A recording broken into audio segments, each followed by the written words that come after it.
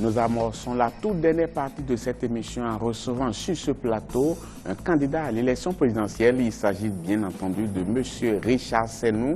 Monsieur Senou, merci d'avoir accepté notre invitation.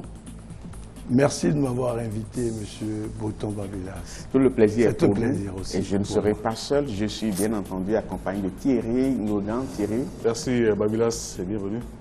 Merci Monsieur Senou. Thierry, bonsoir. Bonsoir aussi.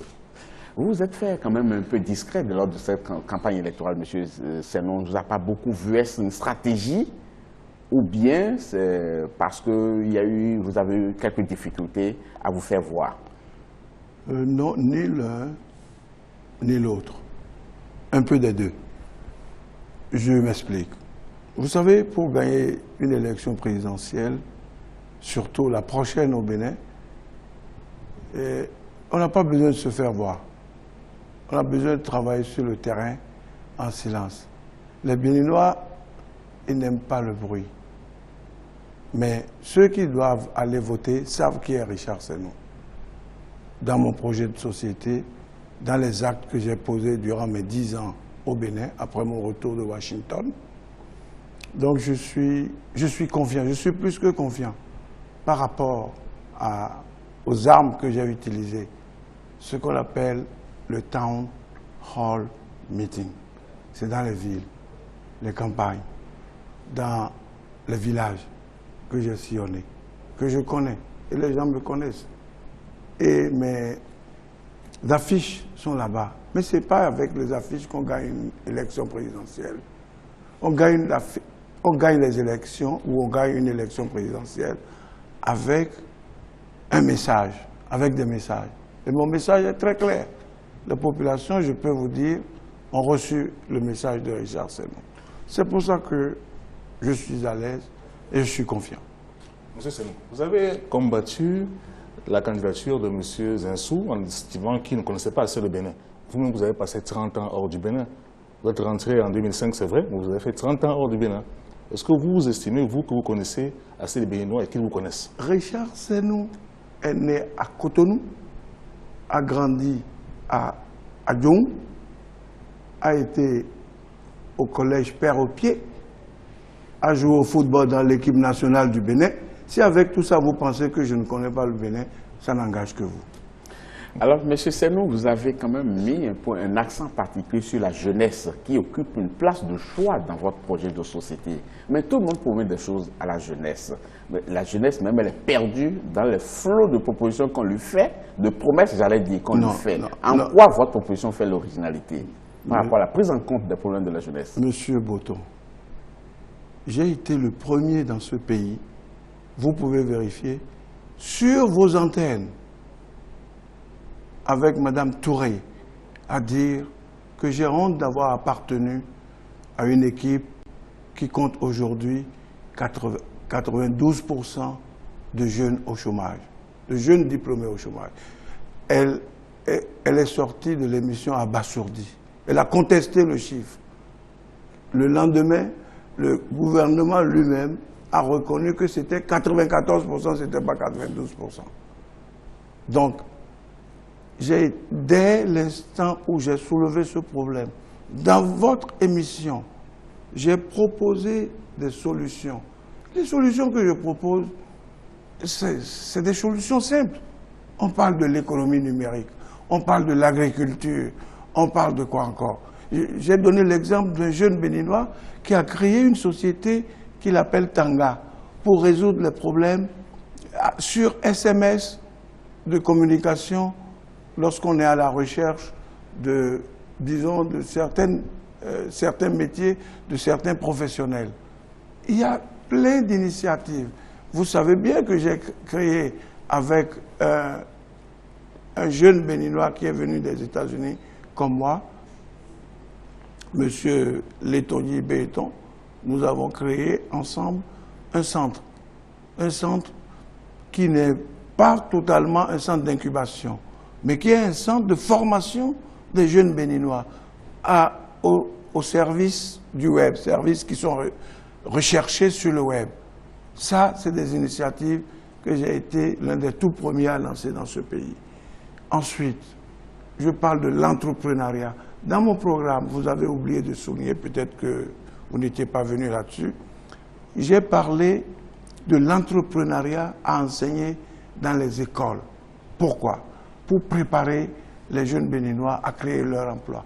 On a trop habitué notre jeunesse à attendre l'emploi des douanes, préposer des douanes, préposer des finances. C'est pas de l'emploi, ça. On en a besoin, bien sûr. Mais c'est le secteur privé qui crée l'emploi. C'est pas l'État qui recrute des jeunes sur des concours. Et en plus de ça, les résultats des concours, quand on voit ce que ça donne, il y a lieu de chercher d'autres issues pour l'avenir de nos enfants. Et c'est ce que je propose de faire dans mon projet de société. J'ai demandé qu'on crée, et je créerai, moi, président, je vais faire créer 77 centres d'incubation où on formera des jeunes pour produire des applications. Un centre dans chaque commune. Un centre dans chaque commune, c'est cela. Bon, si c'est possible, pour ne pas faire, disons, on peut créer des succursales dans les centres qui ne sont pas tellement importants. Mais dans les communes importantes, on créera des centres d'incubation et on formera des jeunes béninois sortis fraîchement de l'école pour aller faire des applications, préparer des applications que le Bénin pourra même exporter. Parce que vous savez que notre jeunesse est pleine d'ingéniosité. Et on n'exploite pas ça suffisamment, à mon avis. L'une des innovations aussi que vous proposez, vous voulez créer un ministère qui va être en relation avec le Nigeria. Ministère chargé des relations avec le Nigeria. Pourquoi le Nigeria? Le Nigeria est un vaste, disons, grenier que nous, Béninois, nous n'exploitons pas assez. D'abord, j'ai commencé à la base. J'ai dit, dans le curriculum des enfants, on va introduire comment on appelle ça, à la maternelle, l'emploi de l'anglais, de la langue anglaise, l'utilisation de la langue anglaise, pour que le Béninois, tout Béninois soit bilingue, tout Béninois qui est allé à l'école soit bilingue. Ça, c'est très important. C'est pour pouvoir, disons, profiter pleinement de ce que le Nigeria nous donne.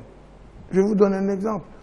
L'électricité, qui est le gros problème du Bénin, si dans mon projet de société, j'ai dit que le Bénin a 3 problèmes. L'énergie, l'énergie et l'énergie. C'est ça les problèmes du Bénin. Et donc, pour remédier à cela, on peut utiliser le gaz de Escravos. Vous savez, Escravos, il y a du gaz là-bas et les Nigérians brûlent ce gaz. Ça a un impact sur l'environnement, ce qui n'est pas acceptable. Et ce gaz-là, c'est ça qu'on a pris.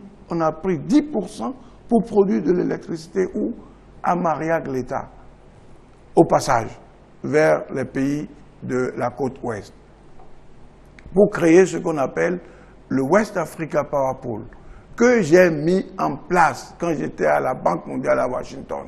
Et on ne profite pas. Jusqu'aujourd'hui, ça ne donne rien. J'ai quitté la banque, ça fait 10 ans. Et 10 ans après, on en est encore à se demander qu'est-ce qu'on va faire pour produire de l'électricité au Bénin. C'est inacceptable. Donc moi, président, j'agirai immédiatement sur ce secteur. J'irai voir le président nigérian, lui demander de lancer rapidement notre partenariat secteur privé nigérian, secteur privé béninois, et les 2 États vont se charger de... Est-ce qu'il faut un ministère pour ça? Un ministère chargé des relations avec le Nigeria? Attendez. Ça, c'est une partie. Il faut un ministère pour le Nigeria, pour que ça joue pleinement son rôle. Le ministère va se charger de quoi? Du commerce avec le Nigeria. Toutes les relations, tout ce qu'on peut prendre au Nigeria, on le prendra. Mais on va vendre quoi au Nigeria?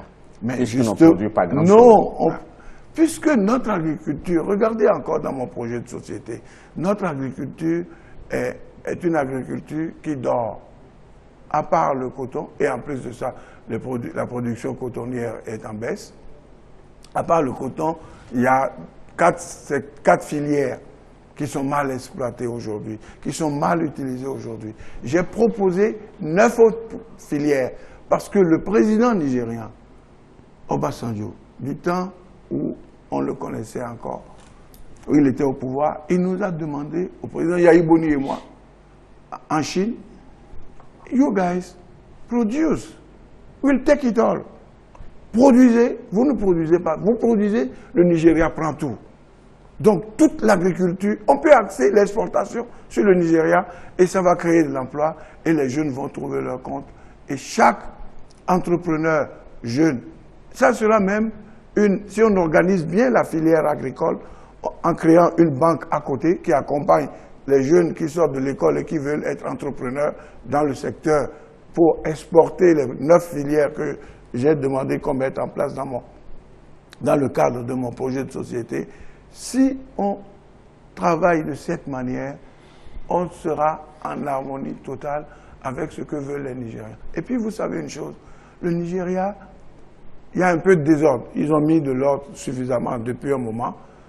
Mais les Nigériens eux-mêmes, ils sont à l'aise pour faire leur business au Bénin, à Cotonou. On ne profite pas assez. C'est pour ça que j'ai créé d'abord, aujourd'hui j'ai créé une chambre de commerce bénino-nigériane qui est à ses débuts et qui a un bel avenir devant lui. Monsieur Richard Senoux, on va parler un peu éducation, puisque les acteurs du secteur sont formels. Ils estiment que le niveau des enfants est en train de baisser dangereusement. Il faut parer au plus pressé. Ceux qui ont gouverné ce pays ont su, à un moment donné, qu'il faut introduire un nouveau programme d'éducation.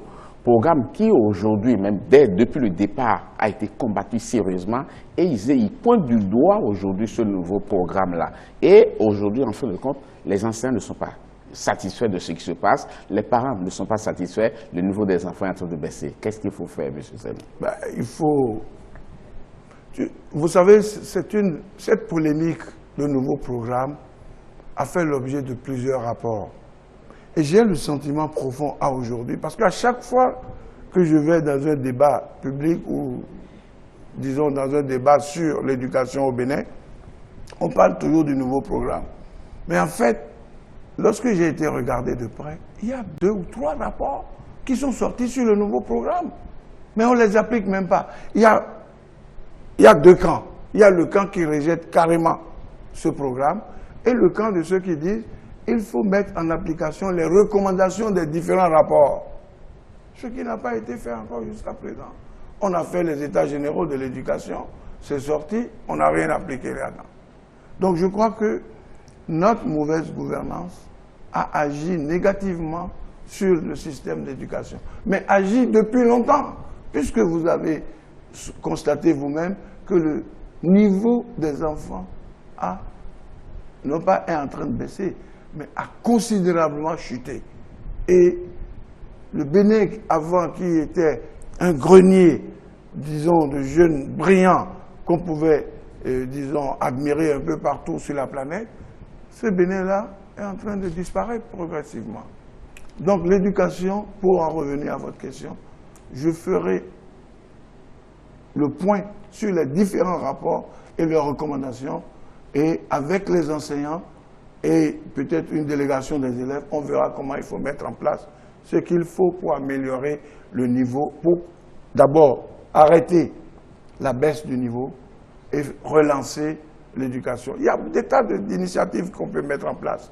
Par exemple, le recrutement des talents, créer un pôle d'excellence, la création d'un pôle d'excellence à l'école.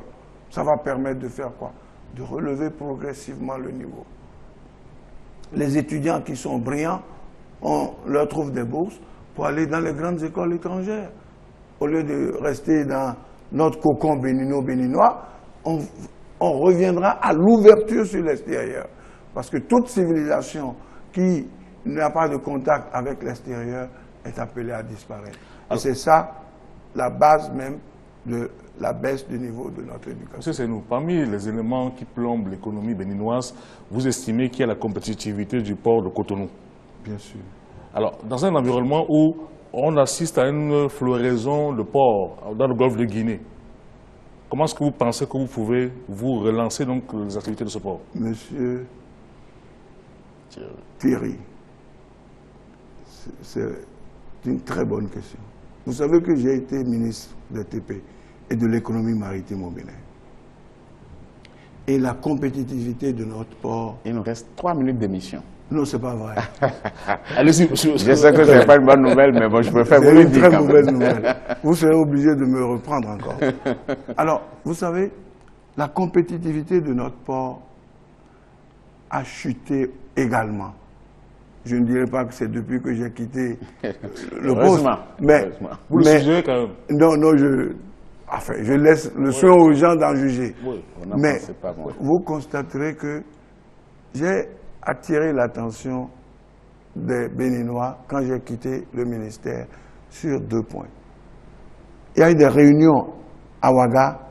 Vous savez que c'est un pays enclavé, le Burkina. Tout à fait. Et on a fait des réunions sur les nouveaux ports qui sont en construction. Il n'y avait pas un seul Béninois à cette réunion. Ça veut dire que ça ne nous intéresse pas.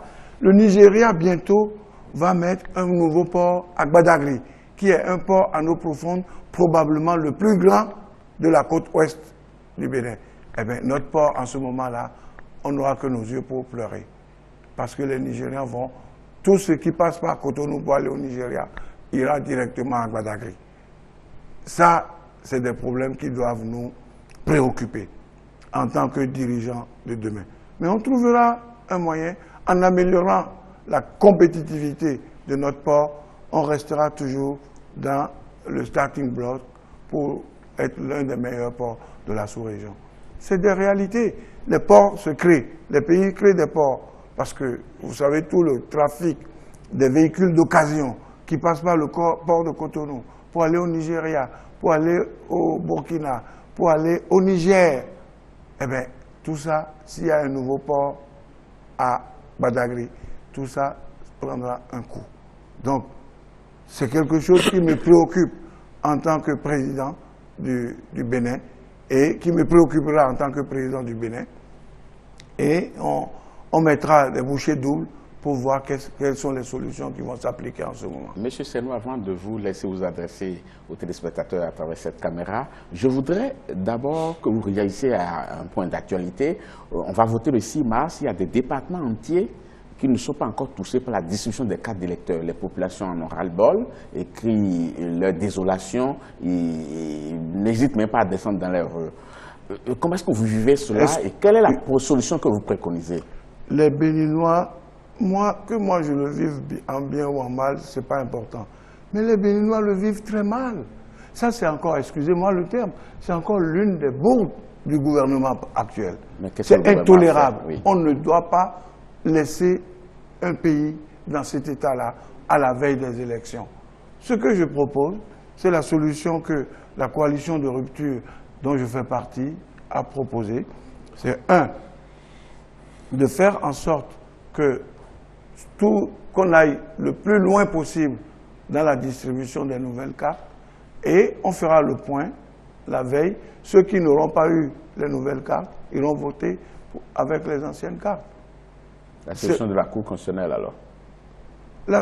Je pense que c'est la solution que nous avons plus ou moins imposée à la Cour constitutionnelle parce qu'elle n'avait pas le choix. Mais c'est triste, ça m'attriste moi, de voir que dans un pays qui se respecte, on n'a pas de carte d'électeur à la veille de l'élection présidentielle. C'est une honte encore de plus. Donc vous ne préconisez pas un autre report? Je ne pense pas qu'on irait vers un autre report. Presque tout le monde est fatigué de cette élection.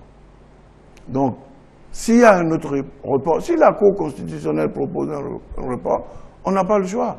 C'est l'instance suprême de décision en ce qui concerne l'élection présidentielle. Mais c'est quand même dommage que ça reste comme ça. Ce sera une pagaille, ça va entraîner une pagaille totale et ça donne lieu même à pas mal de fraude. Mais qu'est-ce que vous voulez? On luttera contre la fraude autrement. Monsieur Senou, Thierry, avec votre permission, on va inviter Monsieur Senou à regarder la caméra et puis à adresser le message de son choix à ces milliers de Béninois qui nous suivent et qui vont accomplir leur devoir civique le 6 mars prochain. Qu'est-ce que vous avez à leur dire en 40 secondes?